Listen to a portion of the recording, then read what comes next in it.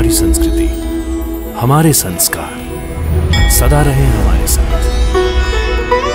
भारत के महान ग्रंथों और काव्यों का संपूर्ण संकलन। सब्सक्राइब करें तिलक। प्रार्थना की खुशबू, साइकिल प्योर अगरबत्ती।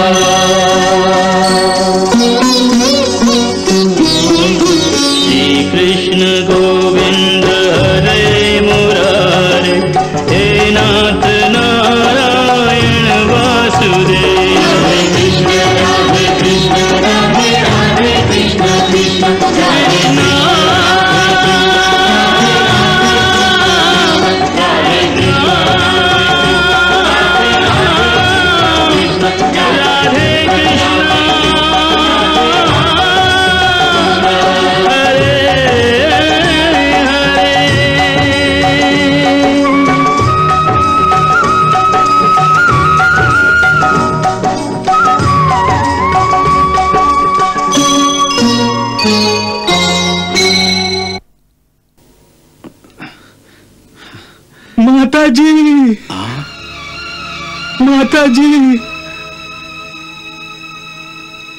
बहुत दिनों से भूखा हूँ। भोजन देंगे तो भगवान आपका भला करेगा।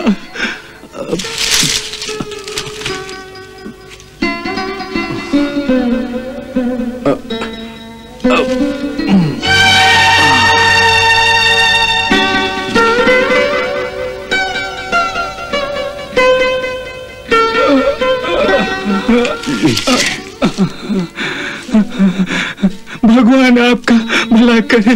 हम दोनों ने बचपन में सांदीपनी मुनि के आश्रम में साथ साथ अध्ययन किया है। इस कारण सुदामा मेरा मित्र भी है। परंतु क्या सुदामा मित्रता का धर्म जानते ही नहीं?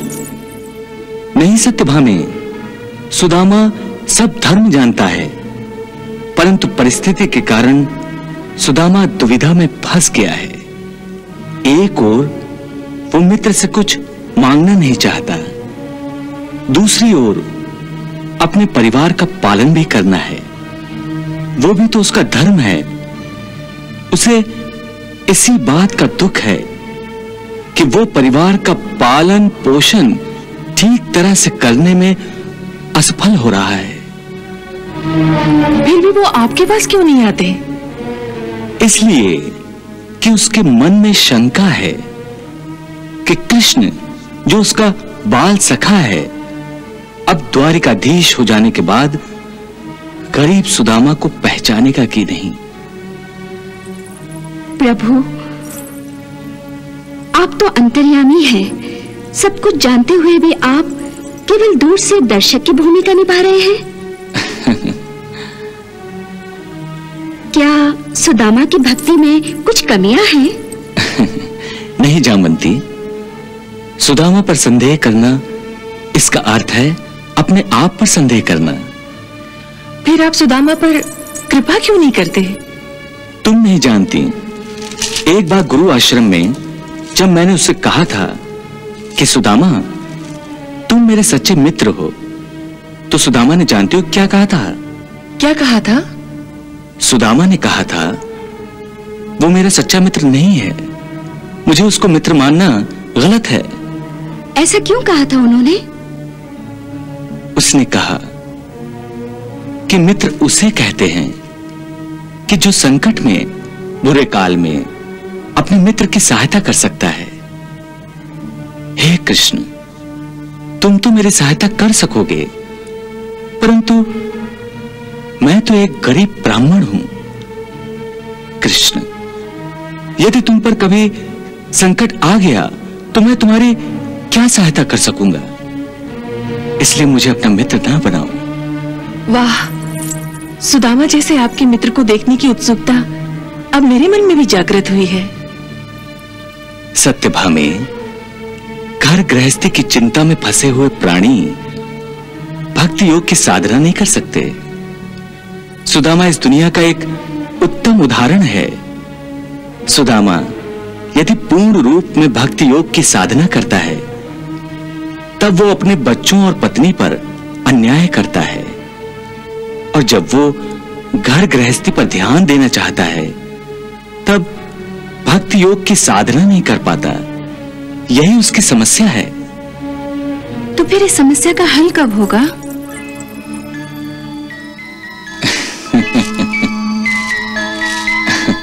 जब सुदामा मुझसे मिलने आएगा। और वो मिलने कब आएगा? शीघ्र ही।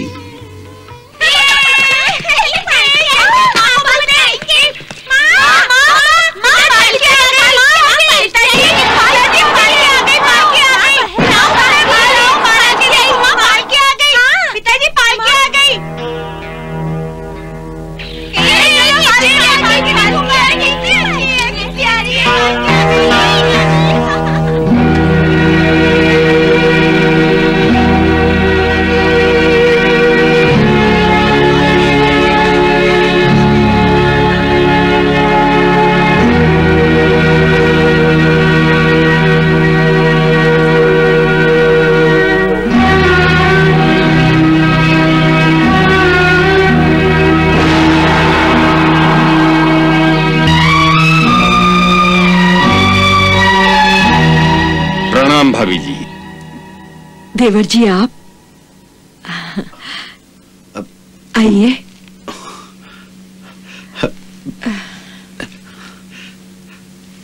आओ मित्र, आइए ना।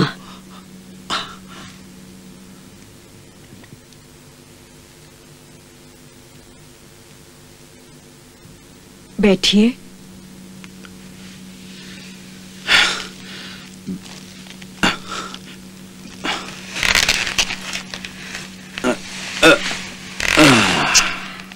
आपने तो मुझे चौंका ही दिया। आप पालकी से कैसे? राजा ने मेरा सम्मान किया है। भाभी जी, दरबार में मेरा महत्वपूर्ण स्थान है, और काम क्या, केवल राजा के सामने अपनी विद्वत्ता का प्रदर्शन करना। विद्वत्ता का नहीं, बल्कि राजा की चापलूसी का प्रदर्शन करना। अपनी कविता में राजा के उन गुणों का गान करना जो राजा में है ही नहीं। ये काम एक चारण और भाट के होते हैं, एक ब्राह्मण के नहीं। सुन लिया आपने भाभी जी। सुदामा की इसी विचारधारा की वजह से इस घर की ऐसी हालत है। भाभी जी, सुदामा मुझसे कई गुना ज्यादा विद्वान है। फिर भी आपके बच्चों को भर पेट खाना नहीं मिल सकता। आजकल पूजा पाठ से कोई लाभ नहीं होता। इससे अच्छा है कि सुदामा राजा के दरबार में जाए और मेरी तरह ही राजा के गुणों का गान करे। मैंने सुदामा को कहा था, परंतु मेरी तो मानता नहीं, इसलिए आपके पास आया हूं। अब आप ही से समझाइए। भाभी जी, एक बार, केवल एक बार यदि राजा की कृपा हो गई तो आपके भाग्य के जो दरवाजे बंद हैं शीघ्र ही खुल जाएंगे। और जिस गरीबी ने आपके घर में आश्रय लिया है, वो गरीबी राजा के केवल एक इशारे से इस घर का त्याग कर देगी। और फिर मेरी तरह ही सुदामा भी जब पालकी से जाएगा तब सबसे अधिक आनंद आपको ही होगा। भाभी जी, इसे समझाइए, इसे समझाइए भाभी जी। अवश्य समझाऊंगी, आप निश्चिंत रहिए। मैं आपको वचन देती हूँ, मेरे पति कल आपके साथ राजा के पास अवश्य जाएंगे। तो बस समझ लो भाभी, सब ठीक हो जाएगा। प्रणाम भाभी जी। प्रणाम।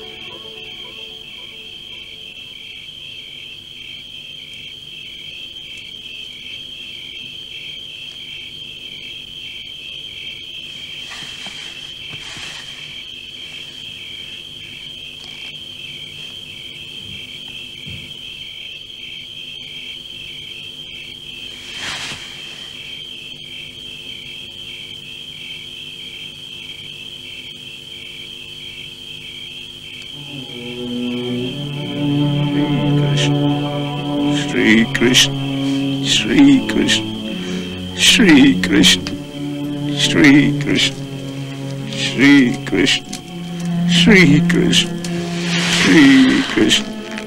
अब ये श्री कृष्ण का जाप 2 दिन के लिए बंद करो। वसुंधरे, क्या कोई मानव 2 दिन के लिए सांस लेना बंद कर सकता है? श्री कृष्ण तो मेरी आत्मा है। यदि किसी के देह से उसकी आत्मा को 2 दिन के लिए अलग किया गया तो उस देह का होगा क्या? आप शुभ शुभ बोलिए। शुभ ही तो बोल रहा हूं। श्री कृष्ण, श्री कृष्ण। जो जीवा श्री कृष्ण का नाम नहीं लेगी, उस जीवा का मानव के लिए उपयोग ही क्या है? चलिए, श्री कृष्ण का जाप भी कीजिए, परंतु उस जीवा के सदुपयोग से अगर आजीविका भी चल सकती हो, 2 वक्त की रोटी भी मिल सकती हो, तो कोई हर्ज है क्या? जीवा का सदुपयोग अर्थात हरि नाम के जप से अधिक सदुपयोग भी है कोई जीवा का? अवश्य है। अर्थात ये कि जैसा पंडित चक्रधर जी ने कहा है, वैसे ही एक कविता लिखी है जिसमें राजा की प्रशंसा हो, और वो कविता राजा को सुना कर आइए। यही है जिह्वा का सदुपयोग।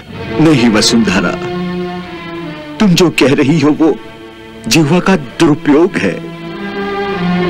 देखो, ब्राह्मण का स्थान गुरु का स्थान होता है।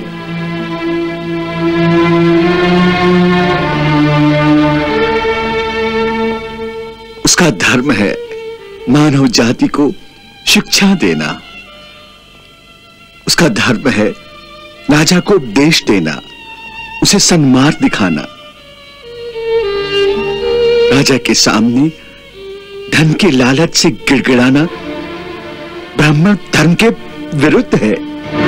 आपने ब्राह्मण धर्म का विवेचन तो कर दिया, परंतु क्या आप एक पति और पिता के धर्म का भी विवेचन करेंगे?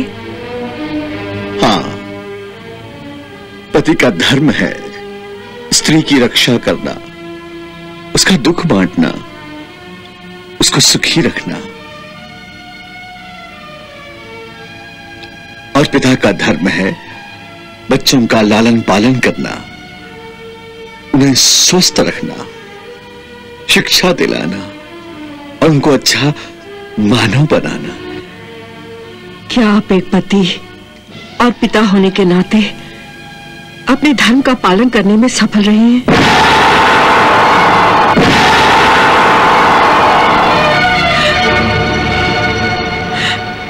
मुझे क्षमा कीजिए स्वामी, मैं आपका अपमान करना नहीं चाहती हूं, परंतु मैं अपने बच्चों के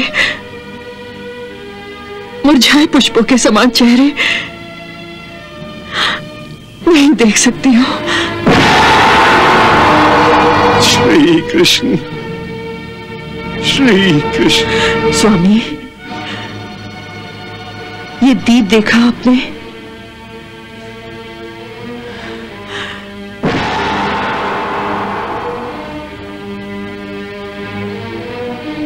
इसे जलने के लिए तेल की आवश्यकता होती है। ठीक उसी प्रकार हमारे बच्चों को बड़े होने के लिए अन्न की आवश्यकता है। स्वामी, तेल समाप्त हो जाने पर दीप बुझ जाता है। स्वामी, कहीं ऐसा ना हो कि अधिक कहने की आवश्यकता नहीं। मैं चक्रधर के साथ राजा के पास अवश्य जाऊंगा।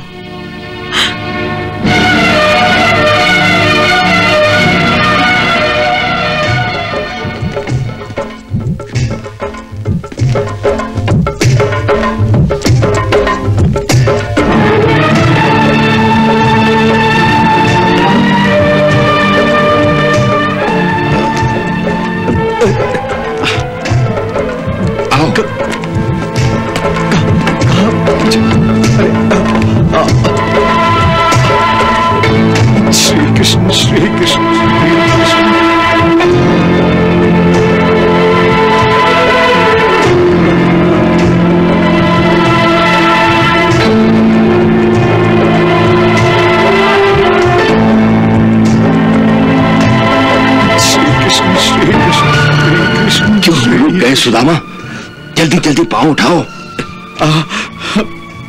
यदि हमें देर हो गई और राजा नाराज हो गया तो हमारा काम नहीं होगा।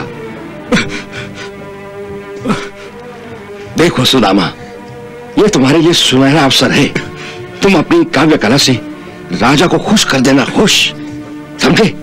मुझे तो ऐसा लग रहा है कि तुम मेरी आत्मा की बलि चढ़ाने मुझे ले जा रहे हो। जब सोने की मोहरों की थैली भेंट में मिलेगी तब तुम ऐसी बातें नहीं करोगे। तब तो कहोगे ये सोने की मोहरें ही तुम्हारी आत्मा है। श्री कृष्ण, श्री कृष्ण। चक्रधर, अब मुझे विश्वास हो गया है कि तुमने अपनी आत्मा को राजा के पास गिरवी रखा है। बंद करो अपना प्रवचन। भलाई का जमाना ही नहीं रहा। जिसकी भलाई करने जाओ वही गालियां बकता है।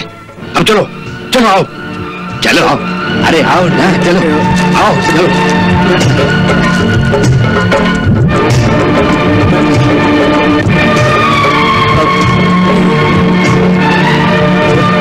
चलो आओ मेरे साथ।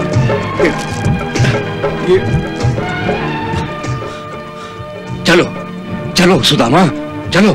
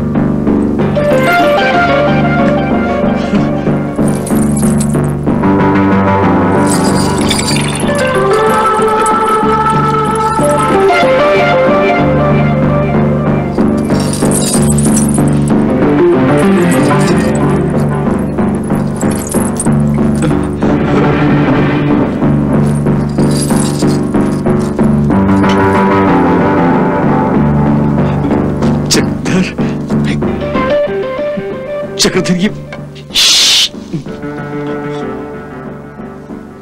कुछ बोलने की आवश्यकता नहीं है।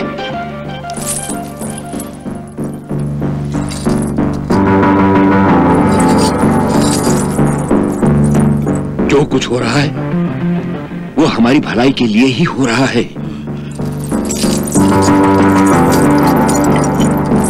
ऐसी बेहोशी में राजा कदाचित एक की जगह दो थैलियां दे सकता है।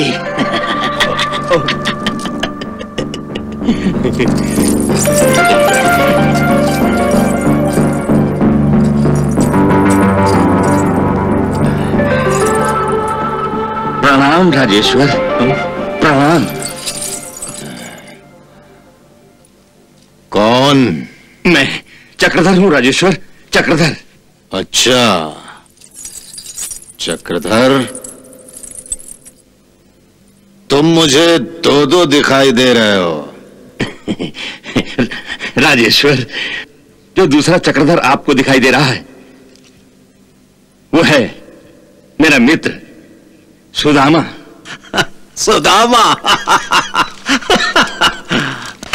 राजेश्वर, सुदामा बहुत विद्वान ब्राह्मण है राजेश्वर। विद्वान ब्राह्मण?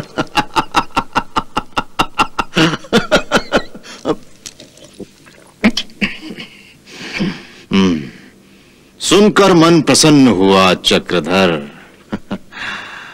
क्या तुम्हारे मित्र ने भी हमारी प्रशंसा में कोई कविता लिखी है? नहीं। जी हाँ, लिखी है। बहुत अच्छी कविता लिखी है राजेश्वर, बहुत अच्छी। और तुमने चक्रधर? जी हाँ, मैंने भी लिखी है। सुनाओ चक्रधर, सुनाओ। आज कोई ऐसी कविता सुनाओ जिसमें सुरा, सुंदरी और हमारी तीनों की प्रशंसा का संगम हो। जी, चलो चलो सुदामा।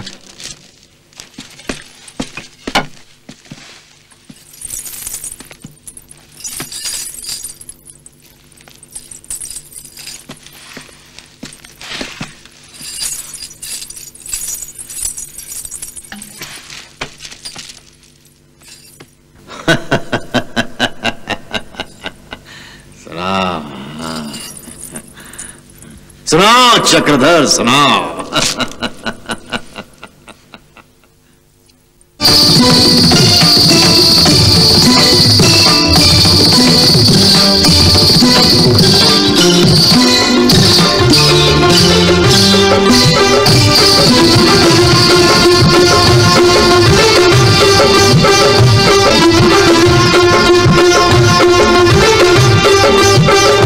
जय महाराज, जय महाराज। तुम प्रेम वीर, तुम दान वीर, तुम सुंदरता के पुजारी। दासों के दास हम किस मुख से प्रभु शोभा कहे तुम्हारे। जय जय महाराज, महाराजाधिराज। जय महाराज, जय महाराज, महाराजाधिराज।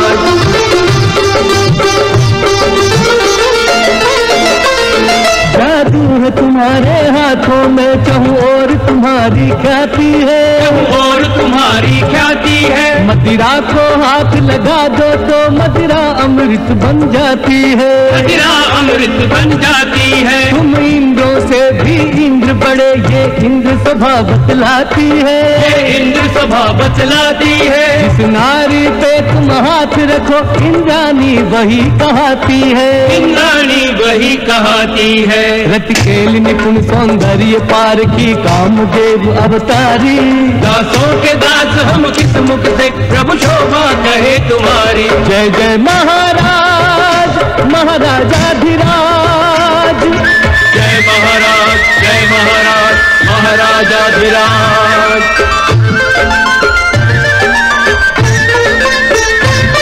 देवों के लिए होंगे कुबेर, अपने तो देव कुबेर तुम्ही, अपने तो देव कुबेर तुम्ही। भगवान के चरणों से हटकर अब दृष्टि इन्हीं चरणों पे थमी, अब दृष्टि इन्हीं चरणों पे थमी। अपनी बिरदावन के हमसे दो बोल जो तुम सुन लेते हो, दो बोल जो तुम सुन लेते हो। कभी अंगूठी कभी कंठहार पल में उतार दे देते हो, पल में उतार दे देते हो। हे नर कुबेर मत करो देर, तुम दाता हम है भिखारी। दासों के दास हम किस मुख से प्रभु शोभा कहे तुम्हारी। जय जय महाराज महाराजाधिराज, जय जय महाराज महाराजाधिराज। वाह वाह वाह वाह चक्रधर, वाह चक्रधर, तुम्हारी कविता से हम प्रभावित हुए हैं। तुम्हारे जैसे विद्वान ब्राह्मण हमारे राज्य के भूषण हैं, भूषण।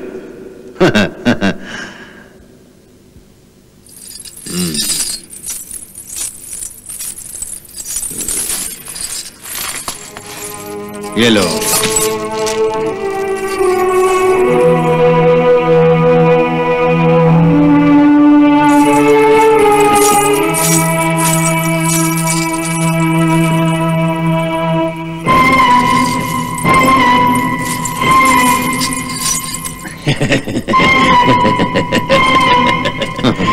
तुम्हारा ये मित्र क्या नाम बताया था तुमने?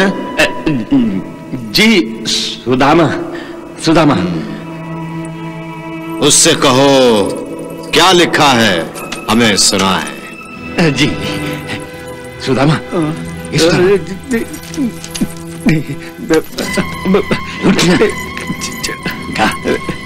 गाना। अरे गाना, अरे गा, अरे गाना, गाना का, गाना का, गाना का। हाँ? नहीं चक्रधर, मुझसे नाटक नहीं होगा। अरे मूर्ख हो गए हो क्या? राजा की आज्ञा नहीं मानी तो बंदी घर में डाल देंगे। हम दोनों को मार डालेगा। अरे जल्दी गाना। क्या हुआ तुम्हारे मित्र को? कुछ नहीं, कुछ नहीं महाराज, कुछ नहीं। अपनी कविता याद कर रहा है। इतनी जल्दी भूल गया? भूल नहीं गया महाराज, भूल नहीं गया।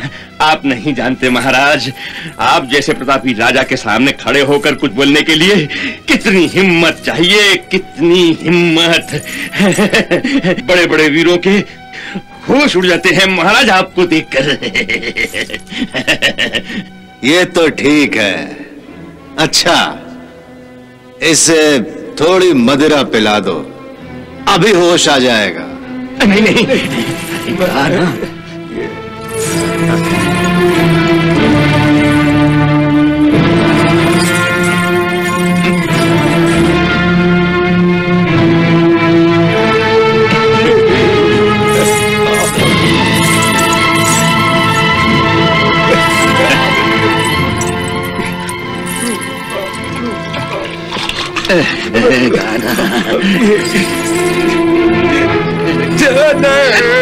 नहीं महाराज, होश की बात नहीं महाराज, होश की बात नहीं महाराज।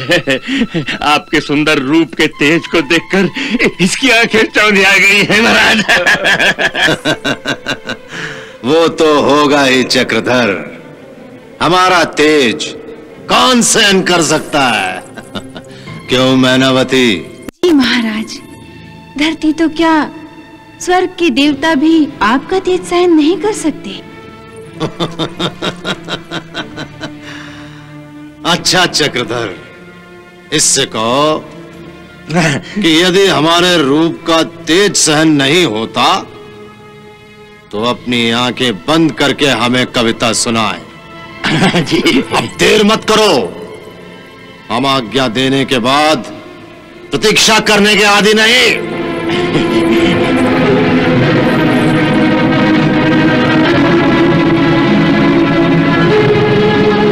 अरे सुनाओ सुदामा, सुनाओ।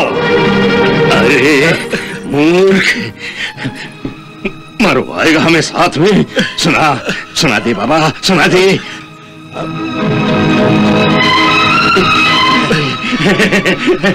मैं फांसी के फंदे पर लटकवाएगा।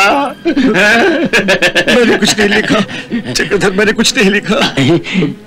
अबे जो याद है वही सुना दे, जो याद है वही सुना दे। जो याद है वही सुना दे, जो याद है वही सुना दे। मुझे कुछ दोहे याद है। अब दोहे वही सुना दे। इस अवस्था में उसको क्या समझ में आएगा? सुना सुना।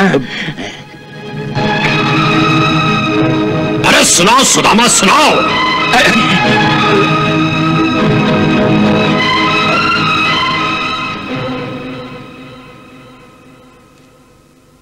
अरे सुनाओ सुदामा, सुनाओ। सुन राजा अब त्याग दे झूठा मान गुमान। सुन राजा अब त्याग दे झूठा मान गुमान। 2 दिन के सब ठाठ हैं, 2 दिन की ये शान। भजले हरि हरि, ओ भजले हरि हरि। सुन राजा भजले हरि हरि।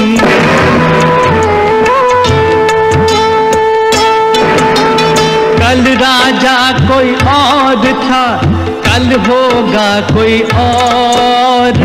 कल राजा कोई और था, कल होगा कोई और।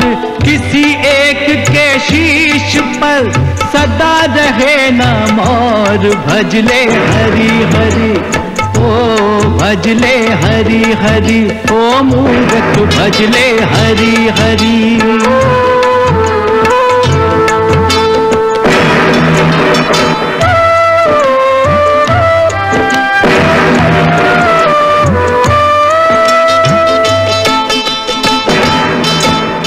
राजा राणा छत्रपति हाथिन के असबार।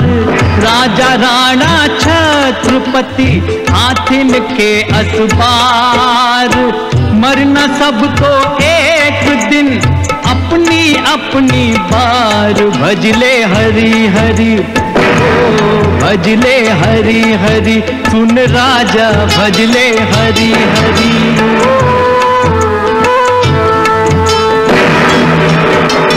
काम बिना निर्धन दुखी, तृष्णा वश धनवान। दाम बिना निर्धन दुखी, तृष्णा वश धनवान।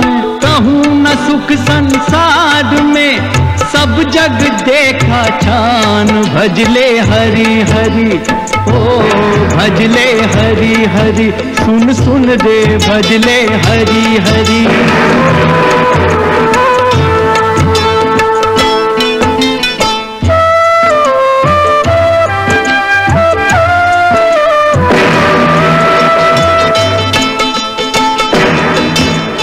सर्वनाश के मूल हैं ये सब भोग विलास। सर्वनाश के मूल हैं ये सब भोग विलास। खारे पानी से बुझे कब अमृत की प्यास। भजले हरि हरि, ओ भजले हरि हरि। ओ पगले भजले हरि हरि।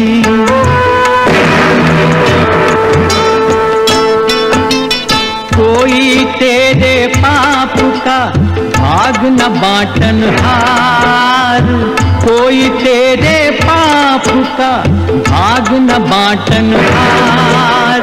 पछताएगा मौत जब आएगी तेरे द्वार। भजले हरि हरि, भजले हरि हरि। ओ मूर्ख भजले हरि। पछताएगा मौत जब आएगी तेरे द्वार। भजले बकवास।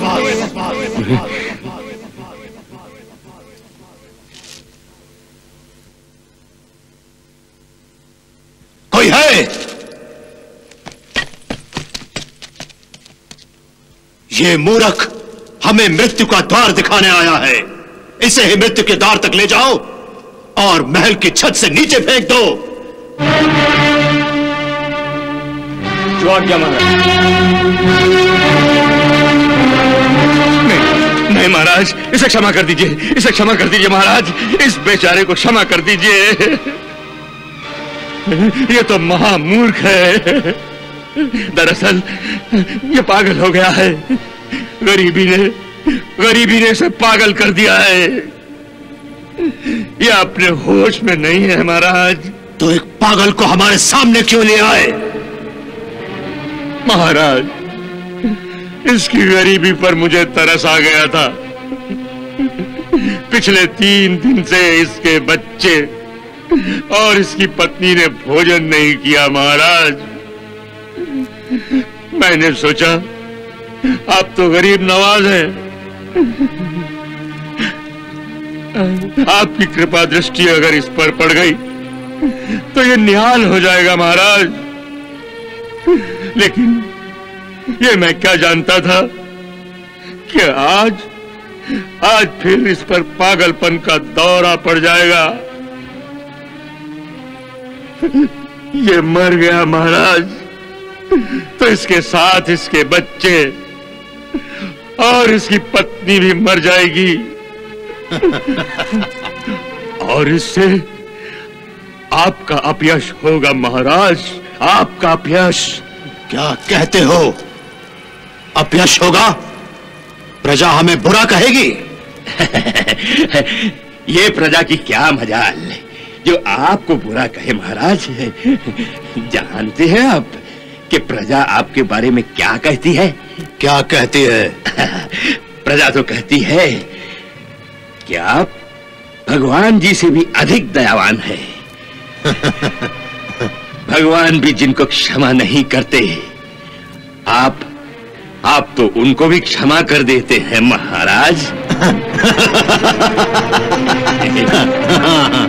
हम भगवान से भी अधिक दयावान हैं। हम भगवान से भी अधिक दयावान हैं।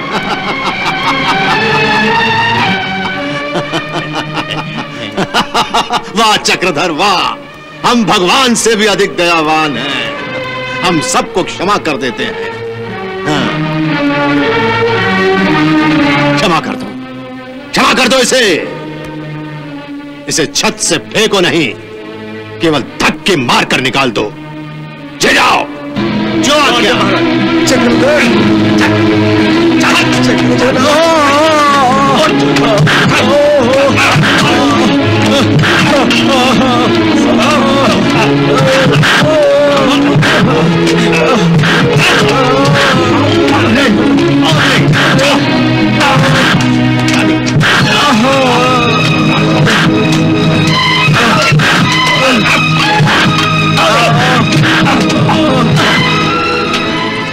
चक्रधर, हम बहुत प्रसन्न हैं।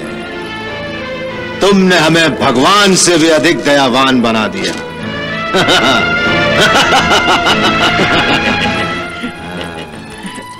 लो,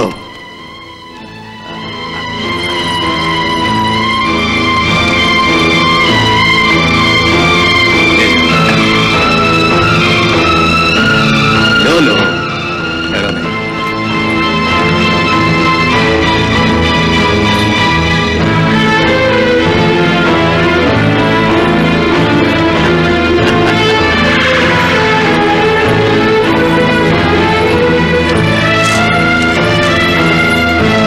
महाराज की जय हो, महाराज की जय हो।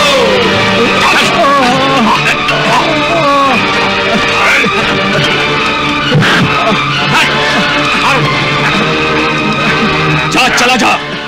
तेरे भाग्य अच्छे जो तुझे राजा जी ने जीवित छोड़ दिया। जा।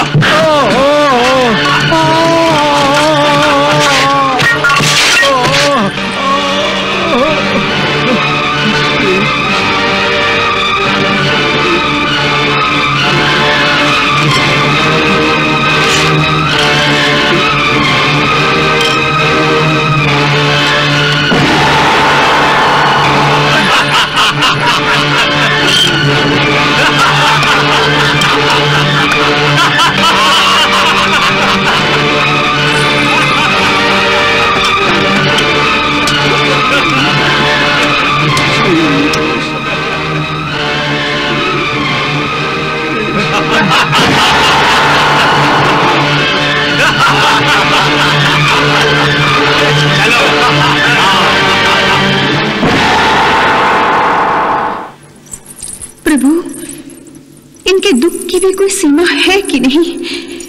कहीं अंत भी होगा या नहीं? अंत होगा नहीं देवी, हो गया है। मैं समझी नहीं प्रभु। ये उसकी अंतिम परीक्षा थी। दुख की चरम सीमा पार करने के पश्चात ही प्राणी सुख की सीमा में पहला कदम रखता है। तो इसका अर्थ है सुदामा के दुख के दिन समाप्त हो गए, सुख के दिन आ गए। सुख के दिन आने ही गए, आने वाले हैं देवी। जैसे रात समाप्त होने पर प्रातः काल का प्रकाश धीरे धीरे बढ़ता है, उसी प्रकार जब प्राणी के पुण्य कर्मों का उदय होता है तो धीरे धीरे जीवन में सुख का प्रकाश आने लगता है। उसके लिए मनुष्य की मति और उसकी बुद्धि में भी बदलाव आना आवश्यक है। अब देखो, वही होने वाला है सुदामा के साथ।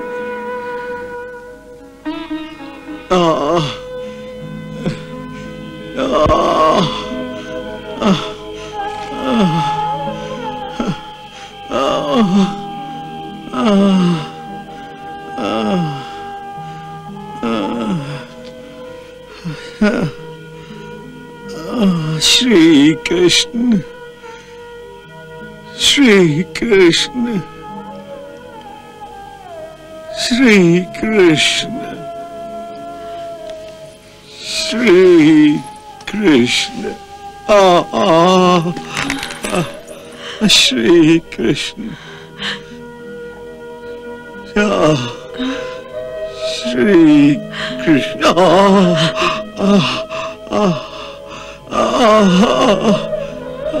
श्री कृष्ण, श्री कृष्ण, श्री कृष्ण।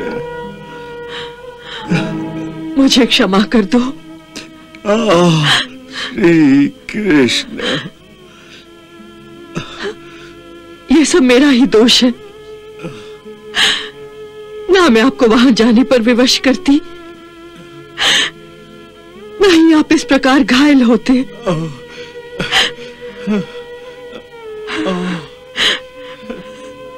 हे विधाता, हमने तेरा क्या बिगाड़ा है जो तू हमें इतने दुख दे रहा है? नहीं वसुंधरे, इसमें विधाता का कोई दोष नहीं।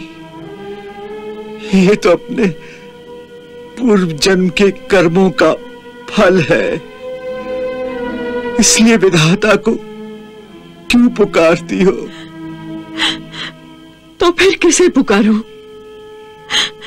आपके मित्र श्री कृष्ण को? उनको भी पुकारने से क्या लाभ? देखो वसुंधरे, एक बात समझ लो कि संसार में हर प्राणी को अपने पूर्व जन्म के कर्मों का फल,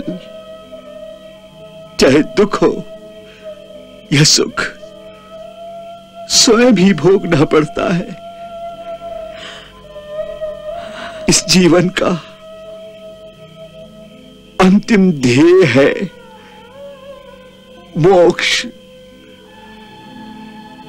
परंतु जब तक उसके कर्मों के फल का भोग अभी बाकी है, तब तक कोई भी जीव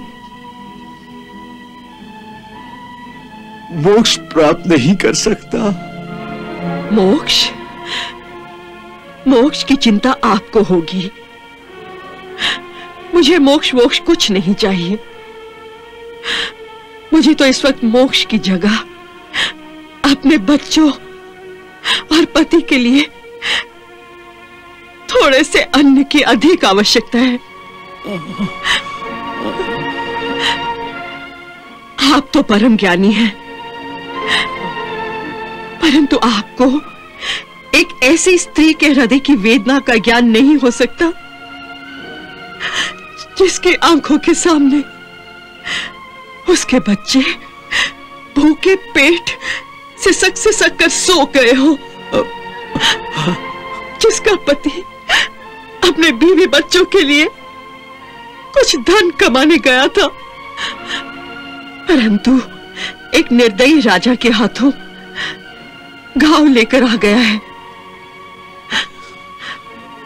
ऐसी मां और ऐसी पत्नी के हृदय की पीड़ा का ज्ञान आपके किसी शास्त्र में नहीं लिखा होगा। यह समझने के लिए आपको वो शास्त्र छोड़कर जीवन शास्त्र पढ़ना होगा। जीवन शास्त्र पढ़िए नाथ, और जो मैं कहती हूं उस पर विश्वास कीजिए। मुझसे अब और सहा नहीं जाता।